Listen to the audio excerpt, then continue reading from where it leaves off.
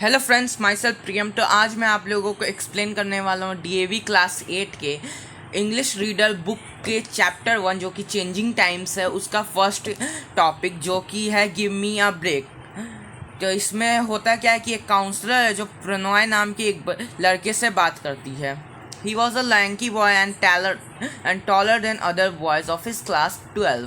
हाँ, तो जो प्रणॉय था वो एक लैंकी बॉय था और बाकी बच्चों से लंबा था अपने क्लास की, जो कि क्लास 12 में वो पढ़ता था, तो बाकी बच्चों से लंबा था।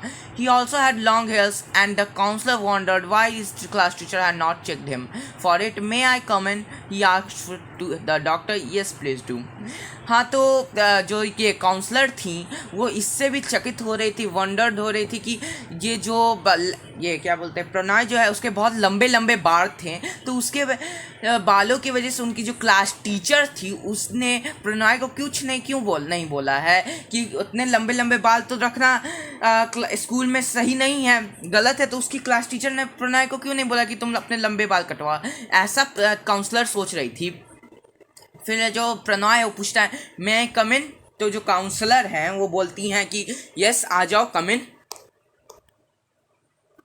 ही came and sat down with a heavy sigh. वो आ गया, फिर जो प्रणॉय था वो आ गया और फिर बैठ गया चेयर पे एक हैवी शाई के साथ, यानी शर्माहट के साथ वो बैठ गया चेयर पे।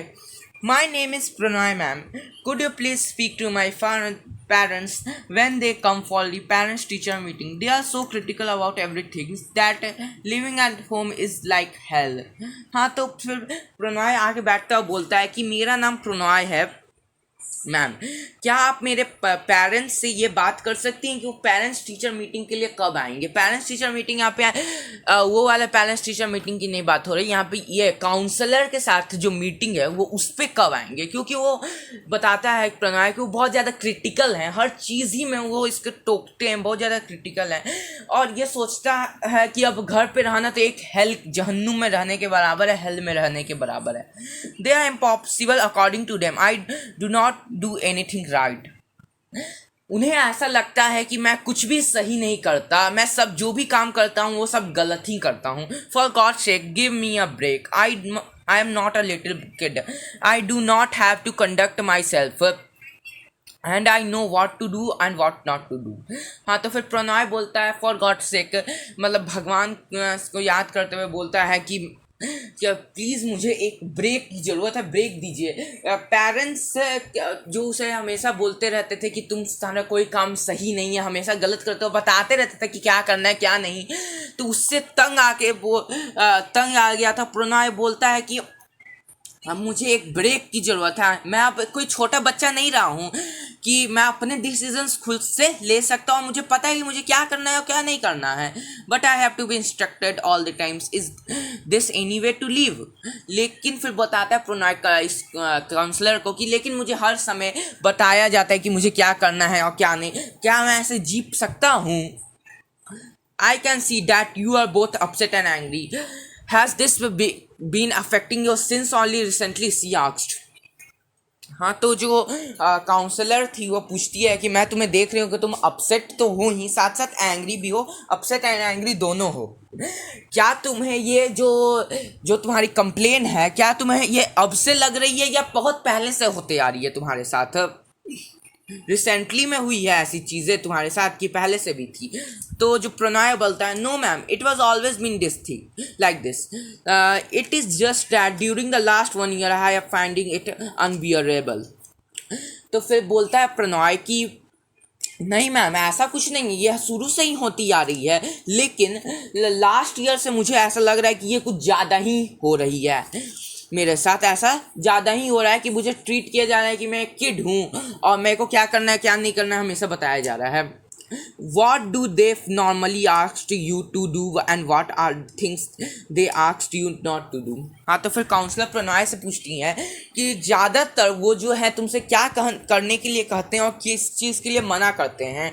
तो ये frankly I have stopped from doing anything, I wanted to, I am told to everything I don't want to For example, I am supposed to study every day and for long periods. I am not supposed to interact with friends except 1 week on weekend. हाँ, तो प्रणॉय कहता है, frankly होकर कहता है कि मुझे कुछ भी करने से रोका जाता है.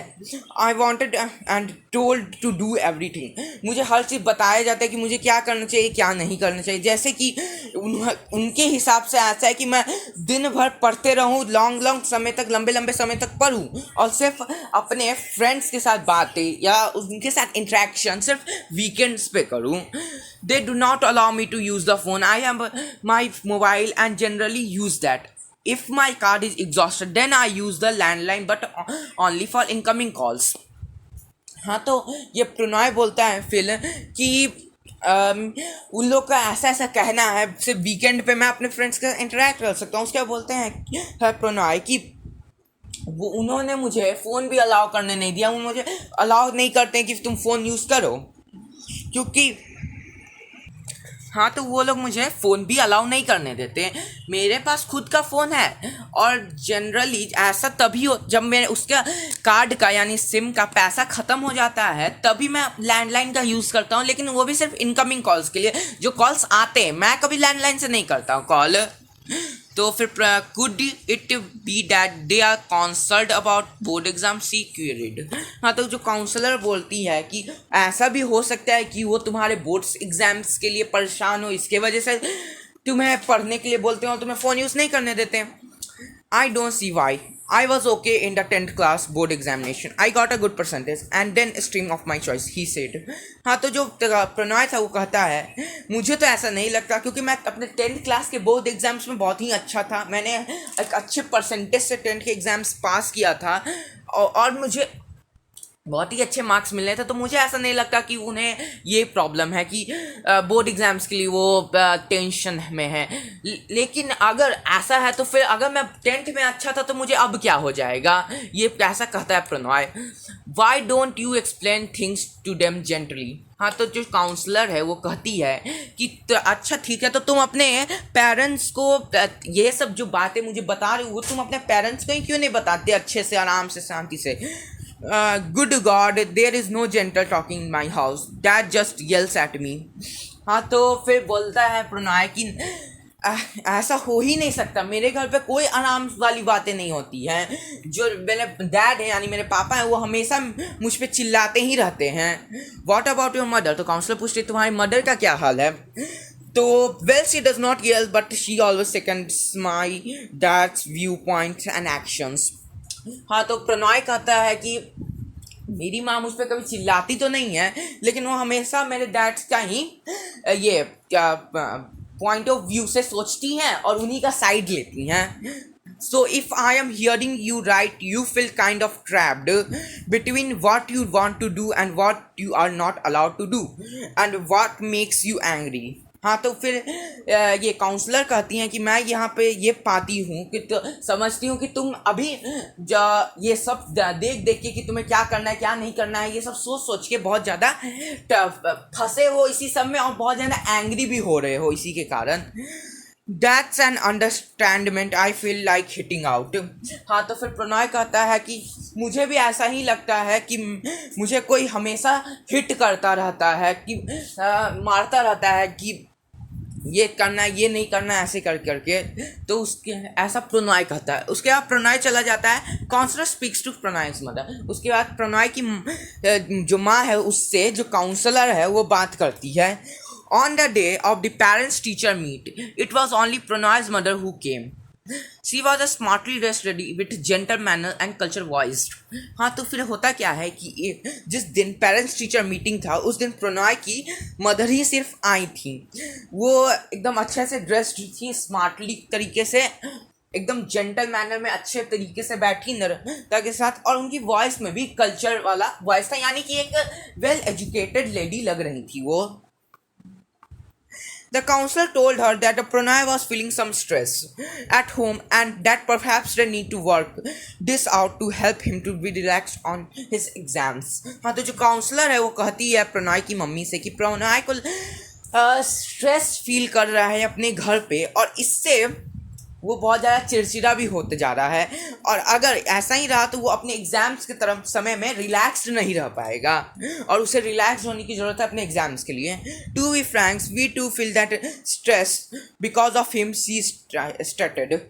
हाँ, तो फिर फ्रैंकली ही ये जो प्रणय की मम्मी है वो काउंसलर को कहती है उसे स्ट्रेस हो रहा है. मुझे तो ऐसा लगता है कि उसके वजह से हम लोगों को स्ट्रेस हो रहा है. Can you elaborate on this? तो जो ये है काउंसलर, वो प्रणय की मम्मी से बोलती है, क्या आप इसको और थोड़ा सा अच्छे से बता सकती हैं? कैसे आपको लगता है, ऐसा क्यों लगता है? तो you see, he has become very different at home. He's defiant, disobedient, disrespectful, especially with his father. हाँ, तो प्रणय की जो मदर है वो कहती है कि आप जैसा देखी प्रणय को, वो ऐसा घर पे बिल्कुल ही नहीं है, वो बिल्कुल ही अलग है. वो एक डिसओबेडियंट, आज्ञाकारी नहीं है, बिल्कुल ही बिना आज्ञाकारी है, यानी कि आज्ञा किसी की पालन नहीं करता. फिर डिसरिस्पेक्टफुल, कभी भी किसी का रिस्पेक्ट नहीं करता. इस टाइप का वो प्रणय एक लड़का है, और खास करके ये सब क्वालिटी वो अपने डैड के सामने ही दिखाता है. मतलब उसके जो डिसरेस्पेक्ट करता है या फिर डिसओबीडियंट है, ज़्यादातर अपने डैड के सामने ही है वो. He has also got a set of high flying friends who have lot of money to spend. My son tries to keep up with the same standard, which is not possible because we are not that affluent. हाँ, तो जो प्रणय की mother है वो कहती है कि जो मेरा सन है उसके पास, उसके साथ जो उसके जो दोस्त है वो हाई स्टैंडर्ड के यानी ऊंचे घराने के लोग फ्रेंड्स हैं, जिनके पास बहुत पैसा है स्पेंड करने के लिए. तो मेरा बेटा जो है वो भी ऐसा ही सोच रहा है और फिर ऐसा ही खर्च करना चाह रहा है. लेकिन हम लोग मिडिल क्लास के लोग हैं, हमारे पास उतना पैसा नहीं है कि हम किसी भी फिजूल खर्च में अपना पैसे खर्च कर सकें. My son's high demands and my husband constant taunts. It was not been easy. I have 2 younger daughters. They are very understanding. They are no demands and are content with few things we can afford. हाँ, तो जो मेरे सन की high demands हैं और जो मेरे husband का कांस्टेंट टॉन्ट्स हैं उस डिमांड्स के ऊपर, उसके ये बहुत ही ज़्यादा ही इजी नहीं होता है. इसके बीच में हमेशा मैं फंस जाती हूँ. मेरी प्रणय से 2 यंगर सिस्टर्स हैं, डॉटर्स हैं. वो कभी भी ऐसे डिमांड्स नहीं करती हैं और वो बहुत अंडरस्टैंडिंग, यानी समझ जाती हैं कोई भी चीज़ को आसानी से.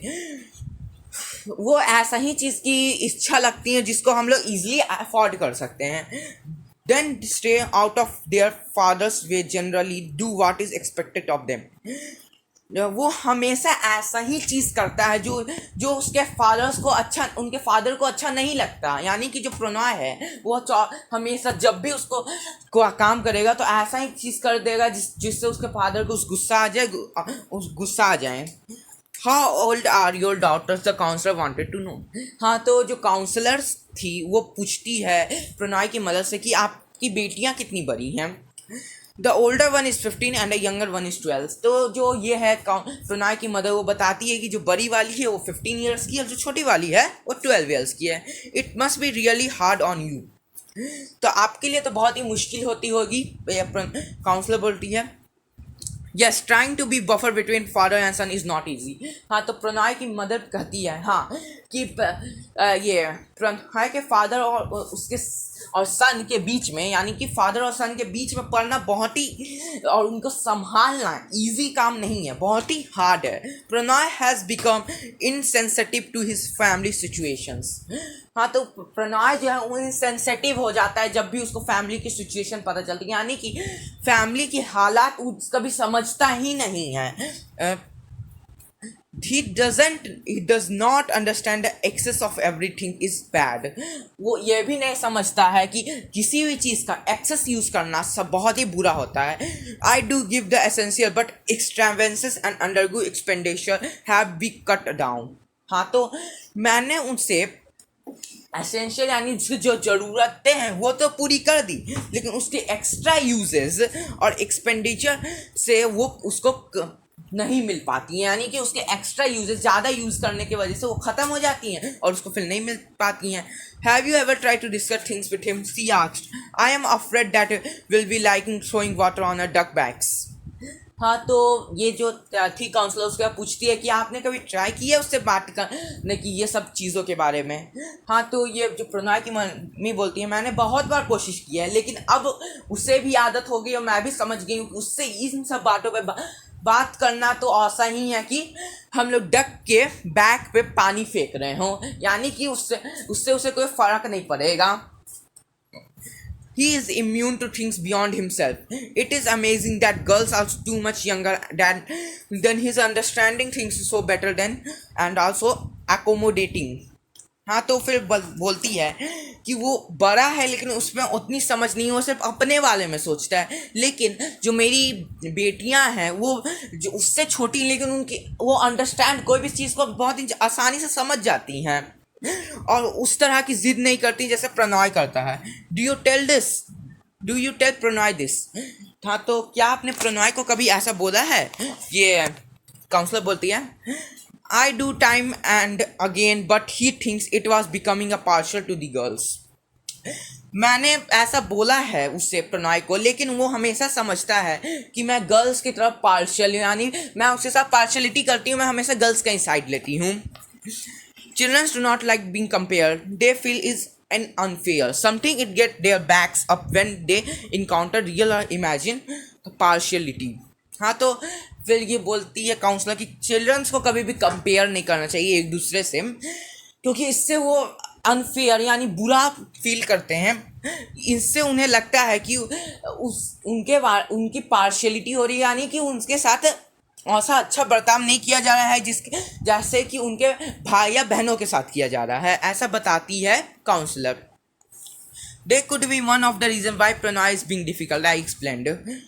हाँ तो यही एक रीज़न हो सकता है जिसके कारण प्रणय डिफिकल्ट बनाए, काउंसलर कहती है। I doubt it, I feel it is just insensitive to the right and the wrongs.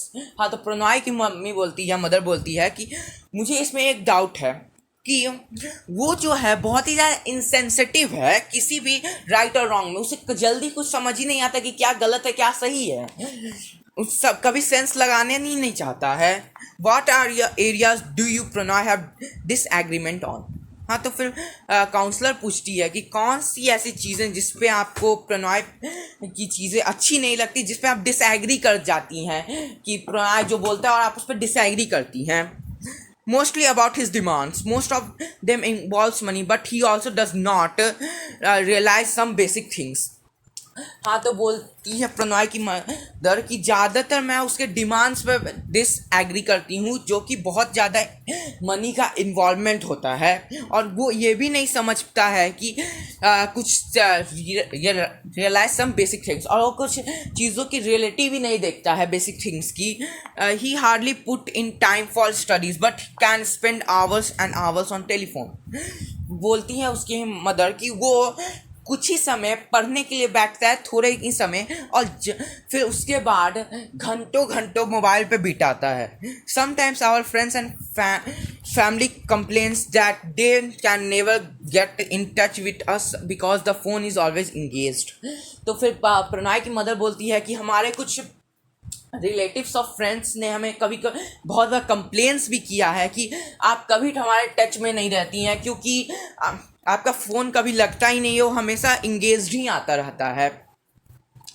To counter this problem I bought him a mobile phone and give the card worth ₹500 every month. हाँ तो प्रणय बात करता रहता था, तो इसलिए हमारे relatives ने ऐसा हमें कहा कि आप कभी हमारे साथ टच में नहीं रहते, आपका फ़ोन हमेशा इंगेज्ड आता रहता है। तो जो प्रणय की मदर थी तो वो उन्होंने इसके समाधान के लिए प्रणय के लिए एक फ़ोन भी खरीद दिया और उसमें हर महीने 500 का रिचार्ज भी करवा देती थी। This gets over a week or 10 days and then the landline becomes his, my poor girls. हाँ तो फिर प्रणय की मदर बोलती है कि मैंने एक महीने के लिए 500 का रिचार्ज उसके मोबाइल में करवा देती थी, लेकिन वो उसे 10 दिन में या एक हफ्ते में ख़त्म कर देता था और फिर लैंडलाइन के साथ बात करने लगता था।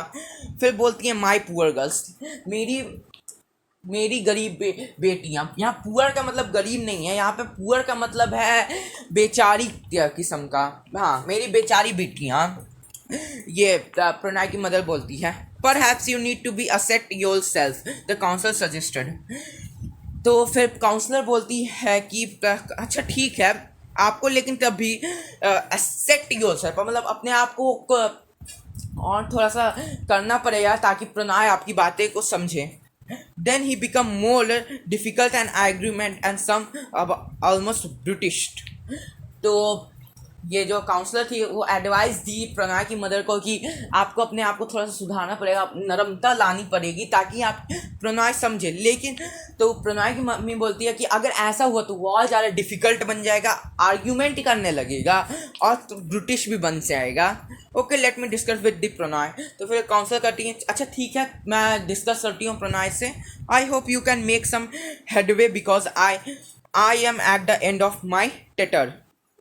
हाँ तो आप फिर काउंसलर बोलती है कि काश आपको थोड़ा हेडवे हुआ होगा, मतलब कि आसानी हुई होगी, क्योंकि अब मेरा सवाल यहाँ पे ख़त्म होता है. हाँ तो फ्रेंड्स मैंने आपको ये चैप्टर एक्सप्लेन कर दिया. अगर आपको अच्छा लगे तो प्लीज़ लाइक कर दीजिए, चैनल को सब्सक्राइब कर दीजिए और ऐसे ही वीडियोज़ के लिए हमारे चैनल के साथ बने रहिए. Thank you.